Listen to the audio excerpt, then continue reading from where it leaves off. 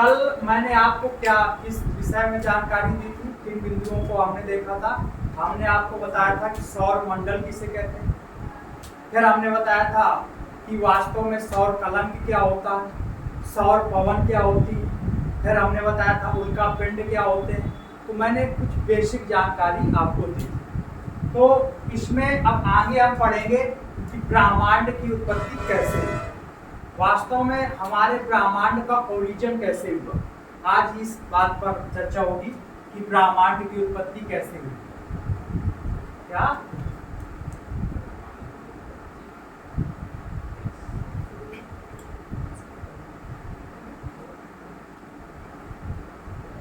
आपको सबको मालूम होगा कि ब्रह्मांड की उत्पत्ति के लिए एक चर्चित सिद्धांत है, और वो चर्चित सिद्धांत क्या है? बिग बैंग थ्योरी, महाविस्फोटक सिद्धांत। तो यहाँ पर हम किस बात करेंगे? बिग बैंग थ्योरी की। और ये बिग बैंग थ्योरी किसका सिद्धांत है? जो आपको ये भी मालूम होना चाहिए। तो किसका ये? तो आपको जॉर्ज लेमेत्रे का नाम याद होना चाहिए।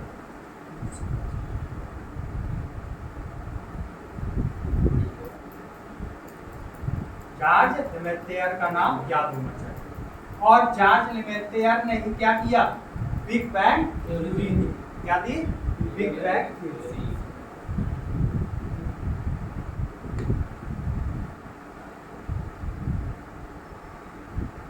ओके, जिसे हम विशुद्ध रूप से क्या कहेंगे? महाविस्फोटक सिद्धांत। विस्फोटक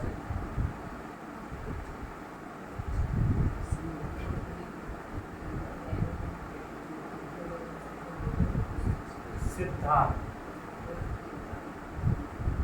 ओके, ये आपने कई बार पढ़ा होगा कि महाविस्फोटक सिद्धांत वास्तव में है क्या। नहीं पढ़ा? पढ़ा होगा। तो यहाँ पर हालांकि जो हब्बल महोदय हैं, ये भी बहुत अच्छे जानकार हुए, अंतरिक्ष के बारे में जानकारी दी। कौन?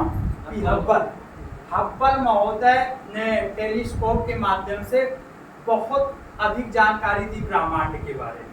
लेकिन सैद्धांतिक रूप से जॉर्ज लेमेत्रे का एक सिद्धांत है जिसे हम कहते हैं बिग बैंग थ्योरी, जिसे हम महाविस्फोटक सिद्धांत कहते हैं। इसमें हमें हमारे ब्रह्मांड के ओरिजिन यानी उत्पत्ति के बारे में जानकारी होती है।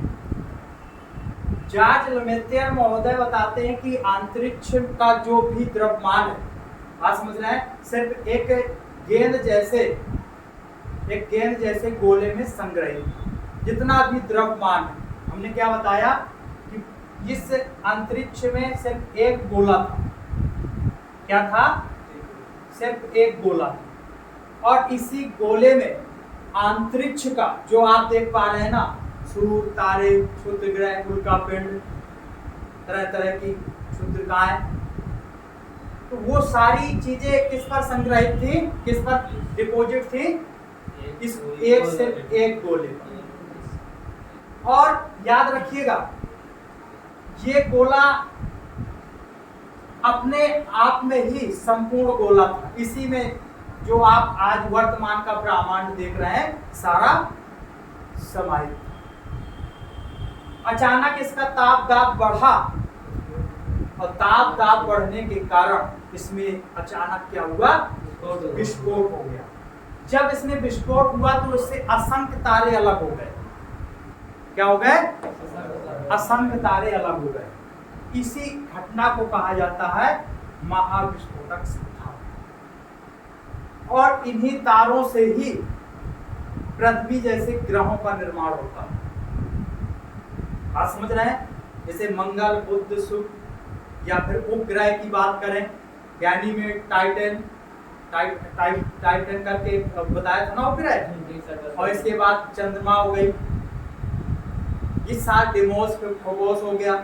ये सारे उपग्रह हो या ग्रह हो, ये सब किससे बने? सिर्फ तारों से ही इसका निर्माण हुआ। कभी पृथ्वी भी तारा हुआ करती थी। क्या? तारा हुआ करती। तो याद रखिएगा, इसी घटना को ही हम क्या कहते हैं? बिग बैंग थ्योरी या महाविस्फोटक सिद्धांत। सही। महाविस्फोटक सिद्धांत। रोज वीडियो बिगड़ता है इसका, और ये बीच में बेवफा हो जाता है। कैसा चार्ज बहुत दबा दबा के दिया जाता है। चेंज करना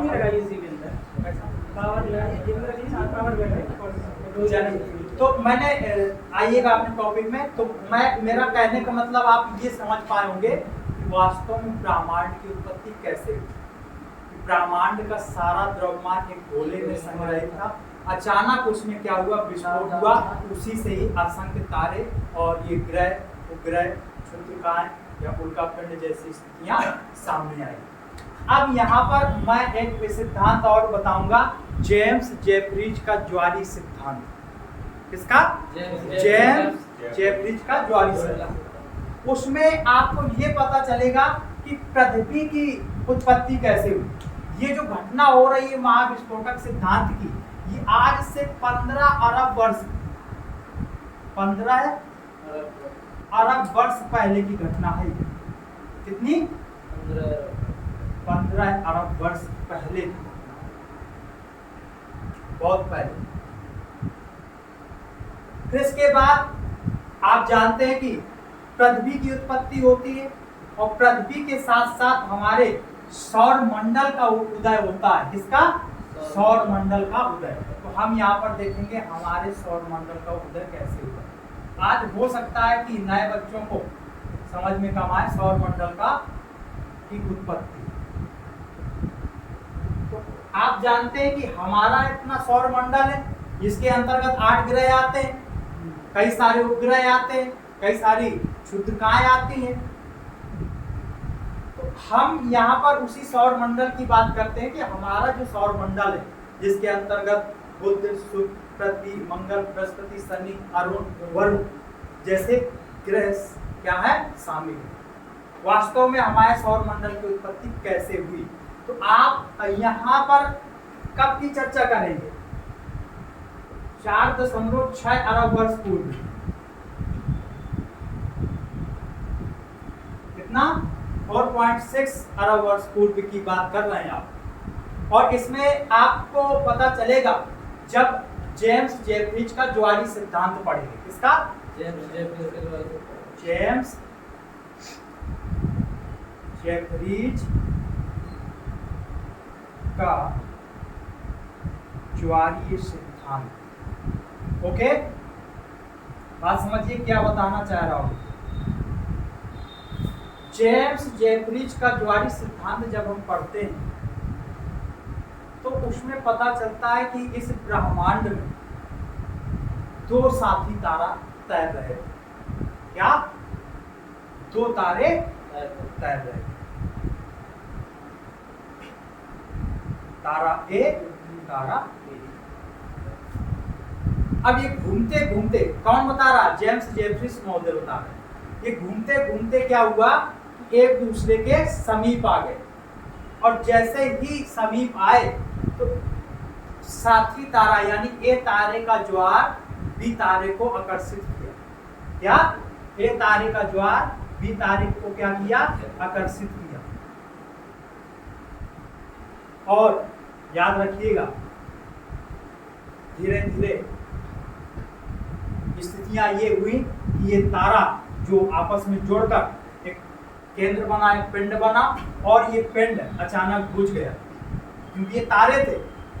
जब इनमें ज्वार निकला, एक दूसरे से मर्ज हो गए। फिर इसके बाद क्या हुआ कि धीरे धीरे इसका हाइड्रोजन और हीलियम का जो युक्त ईंधन है वो क्या हो गया? खत्म हो गया, यानी बुझ गया। अब जब बुझ गया तो ऐसी स्थिति पर धीरे धीरे ये जो पिंड है वो ठंडा पड़ने लगा, और हुआ क्या कि इसमें दरारें आ गई। क्या आ गई? और उन्हीं दरारों से ये क्या हो गया? अलग हो गया, और यहीं से हमारे ग्रहों का निर्माण हुआ। जेम्स ज्वारीय सिद्धांत, जो जेम्स जेफरीज का ज्वारीय सिद्धांत है, वो बताते हैं कि जब 2 साथी तारा आपस में घूम रहे थे, एक दूसरे के समीप आए, और एक तारे की गुरुत्वाकर्षण शक्ति दूसरे तारे पर हावी हुई, और ऐसी स्थिति पर ये एक दूसरे से मिल गए। फिर कुछ समय बाद जिनका जब ईंधन समाप्त हो गया तो ये क्या धीरे धीरे ठंडा पड़ने लगा और ठंडा पड़ के ये कुछ भागों में विभाजित हो गया, जिससे किसका निर्माण हो गया? ग्रहों का निर्माण हो गया। किसका निर्माण? ओके, कोई दिक्कत, कोई प्रश्न? कहने का मतलब ये है कि जेम्स जेफरीज महोदय बताते हैं कि जो बीच वाले भूभाग से बीच वाले जो ग्रह बने वो आकार में बड़े बने और जो किनारे रहे वो आकार में छोटे रहे। तो आप देखते भी हैं जब अपने सौर मंडल को देखते हैं तो बीच वाले तारे अपेक्षाकृत बड़े दिखाई देते हैं। अरुण वरुण यहाँ ले लो 2, फिर इसके बाद बुध शुक्र ये ले लो पहले के, बीच वाले तारे फिर देखो तो अपेक्षाकृत क्या है? बड़े हैं। जैसे आप देखेंगे बृहस्पति शनि बड़े हैं कि नहीं? तो इस तरह से हमको क्या देखने को मिला कि हमारी जो पृथ्वी की उत्पत्ति या फिर ग्रहों की उत्पत्ति हुई है, किससे हुई है? ज्वारीय सिद्धांत से या तारों से हुई है। कोई दिक्कत है यहाँ पर? क्यों? अब देखिए आगे हम पढ़ेंगे, क्योंकि इसी अब ग्रहों का निर्माण हो गया और कितने कुल ग्रह हैं हम अपने पास? 8। और 8 ग्रहों में से हम कितने पढ़ चुके हैं? 7 ग्रह पढ़ चुके हैं। हमने बताया था ना, हर एक ग्रह के बारे में बहुत अच्छे से जानकारी दी। अब यहाँ पर जो 8वां ग्रह, हालांकि जो क्रम में है वो क्रम में कौन सा है? तीसरा, जिसको हम कहेंगे पृथ्वी। अब हम कहाँ पर क्या पढ़ने वाले हैं? पृथ्वी का अध्ययन करते हैं। बात समझना? तो पृथ्वी का अध्ययन क्या कहलाता है? बोलिएगा, पृथ्वी का अध्ययन क्या कहलाता है? जियोलॉजी। तो हम पृथ्वी का अध्ययन करेंगे और पृथ्वी का अध्ययन क्या कहलाता है?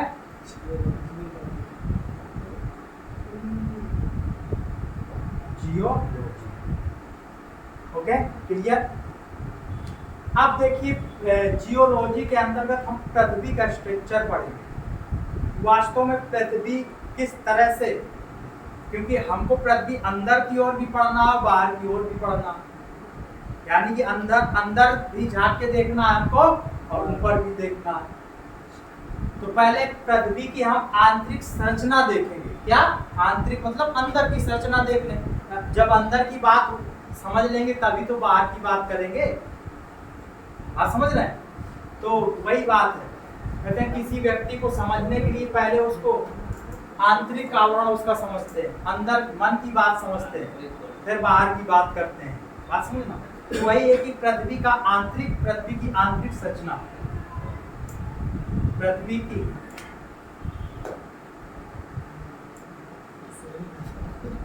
आंतरिक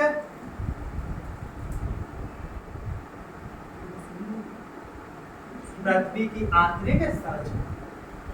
अब इसमें एक स्ट्रक्चर, एक चित्र बनाऊंगा और उस चित्र के माध्यम से आपको बहुत कुछ समझाने का प्रयास करूंगा। ये क्या है? कोड। क्या है ये? कोड। अब यहाँ पर पृथ्वी को जब आप देखेंगे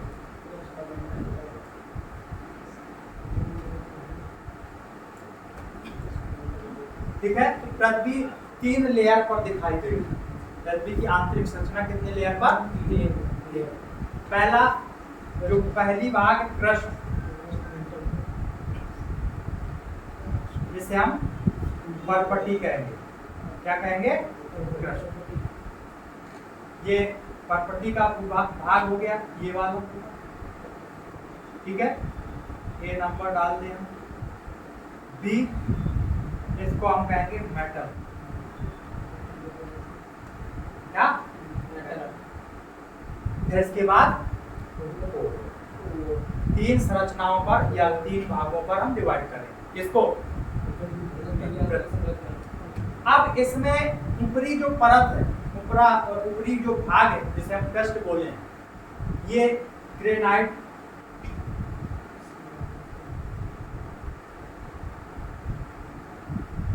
औषधि पत्थर बेसाल्ट से बना। ग्रेनाइट औषधि पत्थर और किससे बना है? बेसाल्ट। और इसमें जो धातु के रूप में पाया जाएगा उसको कहेंगे सियाल या सियाल। क्या कहेंगे? सियाल। फिर इसके बाद मेटल, इसमें ये जो बी नंबर का भाग, इसमें धातु, कौन सी धातु पाई जाएगी? सीमा। कौन सी? सीमा। और कोर में जो धातु पाई जाएगी उसको कहेंगे निकेल। क्या बोलेंगे? और ये जो वर्गीकरण करते हैं ये कौन करते हैं? एक स्वेस महोदय। स्वेस महोदय ने क्या किया? पृथ्वी की आंतरिक संरचना को धात्विक तत्वों के आधार पर बांटा। किसके आधार पर?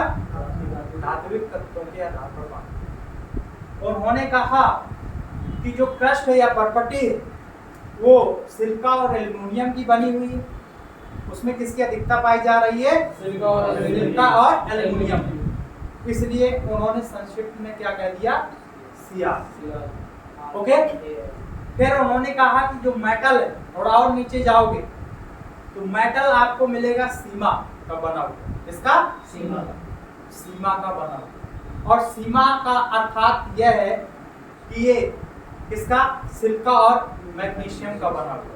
सिलिका और मैग्नीशियम का बना हुआ। फिर आओगे नीफे। कौन सा? नीफे, यानी कोर का जो भाग है। कोर किससे बना है? नीफे से। निकिल और फेरस।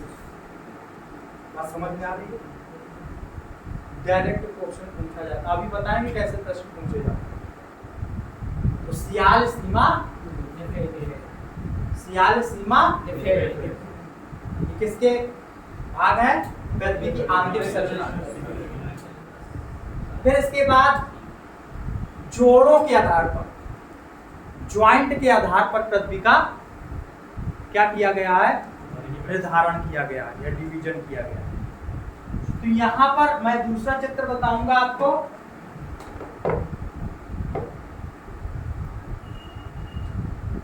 ओके। इसमें मैंने बताया कि जो आपका क्रस्ट है, कौन सा? परपट्टी जिसे कहते हैं,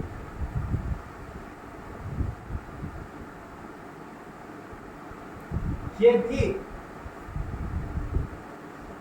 दो भागों पर विभाजित है।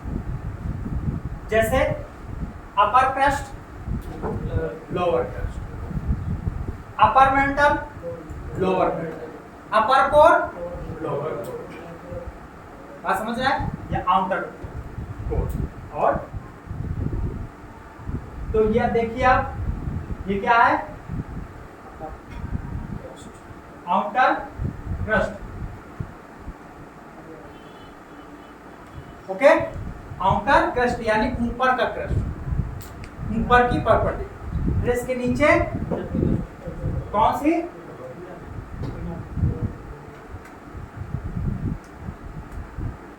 इस तरह से मैं जोड़ बना रहा हूं ताकि आपको बहुत क्लियर हो जाए। ये क्या? इनर।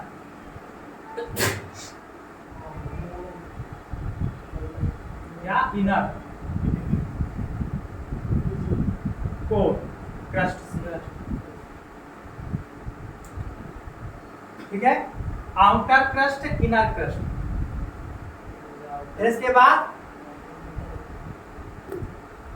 आउटर और इसके बाद इनर मेटल।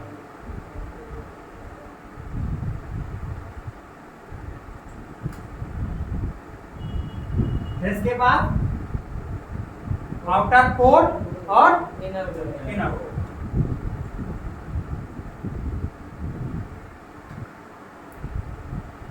और इनर।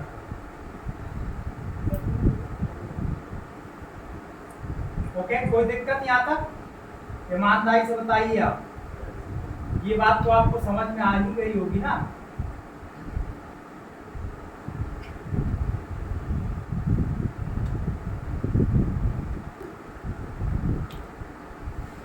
अब यहाँ पर आउटर कोर और आउटर क्रस्ट और इनर क्रस्ट के मध्य एक जोड़ मिला। क्या? इसे हम ट्रिक से याद रखेंगे।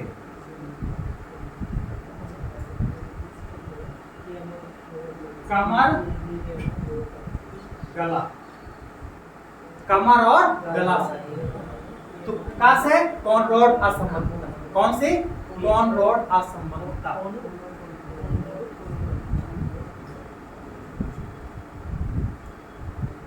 कॉनरॉड असंबद्धता।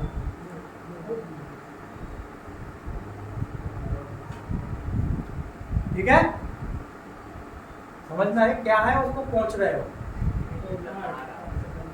इसके बाद मां से मोहो असंबद्धता। क्या?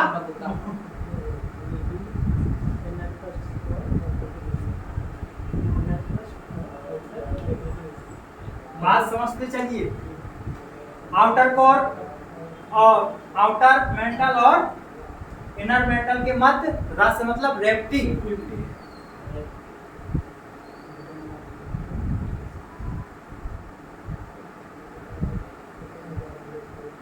ओके, फिर इसके बाद ग्लूटेन वर्ग का संबंध था। कौन सी?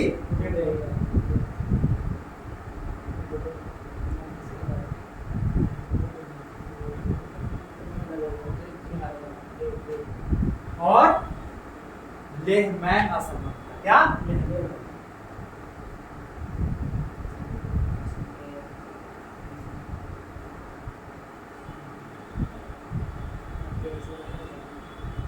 अब यहां पर बात समझिएगा, आपसे डायरेक्ट पूछा जाएगा क्या इनर मेंटल और आउटर कोर को अलग करने वाले जोड़ को या असंबद्धता को किस नाम से जानते हैं? बात समझ रहे हो? मैं अगर पृथ्वी की आंतरिक संरचना में सबसे महत्वपूर्ण बिंदुओं की बात करूं तो ये जोड़ और सियार सीमा देखते हैं, यही इंपॉर्टेंट। ओके, बता दें।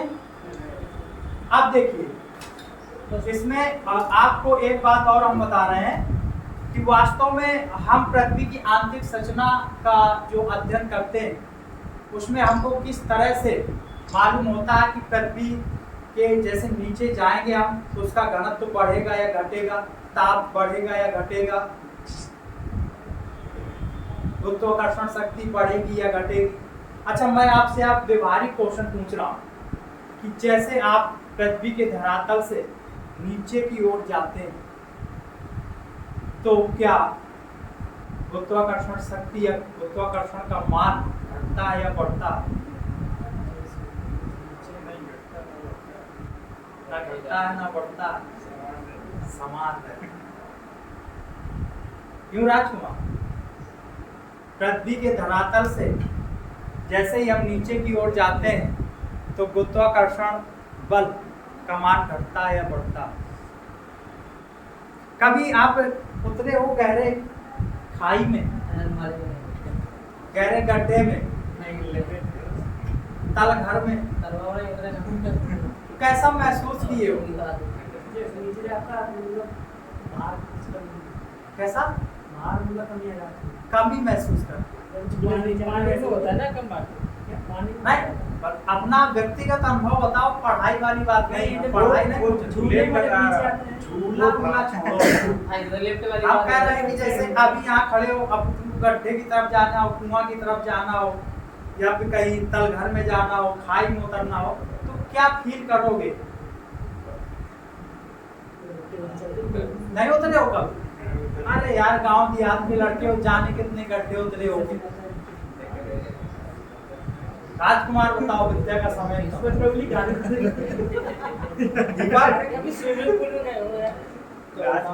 अभी आपने बिल्कुल सही कहा कि जैसे हम धरातल से नीचे की ओर जाते हैं तो कुछ हल्का महसूस करते हैं, तो बिल्कुल सही बात है। हम कहते हैं कि आप अध्ययन कार्य रट के मत कीजिए, समझ के कीजिए। वास्तविकता तो यही है कि जैसे ही हम धरातल से, पृथ्वी के धरातल से नीचे की ओर जाते हैं तो गुरुत्वाकर्षण बल यानी जी का मान घटता है। डायरेक्ट प्रश्न पूछा जाएगा, पूछा गया, जाएगा नहीं, पूछा गया। ऊपर एक स्थिति के बाद शून्य हो जाता है, जैसे जैसे आप ऊपर जाएंगे बढ़ेगा। बात समझना। अभी उचक के देखो तुमको पृथ्वी घट से नीचे कर लेगी। बात समझ रहे हैं? कुछ लोग छत से कूदो नीचे आ जाएगी ना, आ जाओगे ना। हाँ, एक अवस्था ऐसी आएगी कि पृथ्वी के गुरुत्वाकर्षण को आप पलायन कर जाओगे, फिर इसके बाद पृथ्वी पर दोबारा आने वाले नहीं हो, आप अंतरिक्ष पर ही क्या चक्कर लगाओगे।